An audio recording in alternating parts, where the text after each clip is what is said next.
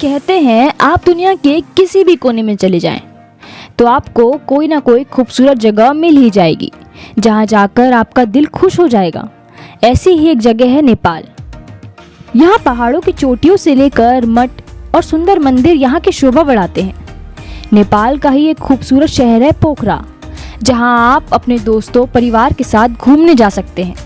पोखरा अपनी खूबसूरती के लिए जाना जाता है, तो चलिए आपको बताते हैं कि आप पोखरा में कहाँ कहाँ घूम सकते हैं। फेवा लेक। फेवा लेक नेपाल की सबसे सुंदर जगहों में से एक है। यहाँ की खूबसूरती में खो जाने का मन करेगा। फेवा लेक का नज़ारा एक सपने की तरह है, जहाँ झील है, पहाड़ है और रंग बिरंगी नाव है। आकाश में उड़ते हुए पक्षी बहुत ही खूबसूरत नज़ारा है और इस खूबसूरत नज़ारे का लुत्फ़ आप भी उठा सकते हैं। झील के किनारे बैठकर अपनों के संग समय बिता सकते हैं और साथ ही गर्मा गर्म चाय का आनंद भी ले सकते हैं। दूसरी तस्वीर फेवा लेक की आरती की है। फेवा लेक पर रोज शाम को आरती कुछ इस तरह से होती है।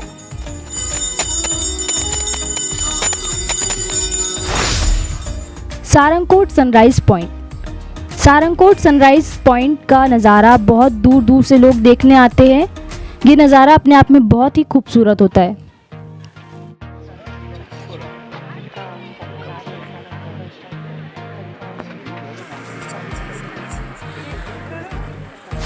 पृथ्वीनारायण कैंपस।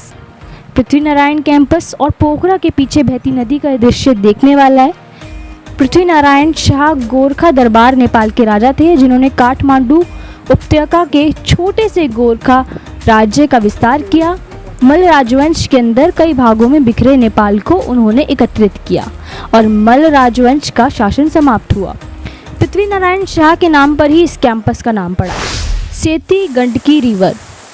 पत्थरों से टकराती हुई नदी की आवाज़ साफ सुनी जा सकती है। ये दृश्य मन को मोह लेने वाला है। एक बार अगर आप यहाँ आए तो यहाँ से वापस जाने का मन नहीं करेगा।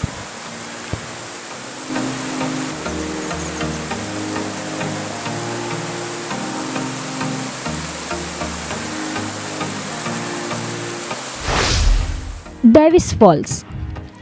कहा जाता है कि सन 1961 में एक स्विस दंपत्ति के गिरकर मौत हो जाने की वजह से इसे डेविड फॉल्स का नाम दिया गया। डेविस फॉल्स को देखने हर साल काफ़ी संख्या में लोग यहाँ आते हैं।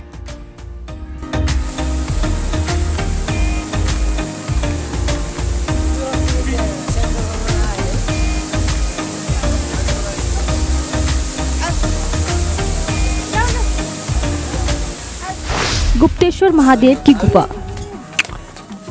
गुप्तेश्वर महादेव की गुफा डेविस फॉल्स के बहुत नज़दीक है। ये गुफा के अंदर का रास्ता है और इस गुफा की खास बात यह है कि ये गुफा 5000 साल पुरानी है। इस गुफा की सबसे विचित्र बात यह है कि गुफा के अंदर कहीं भी मिट्टी नहीं है। साथ ही अंदर चट्टानों से पानी हमेशा रिसता रहता है, लेकिन फिर भी कहीं कोई काई नहीं जमती, जो कि हैरानी की बात है। गुफा के अंदर एक झरना भी है।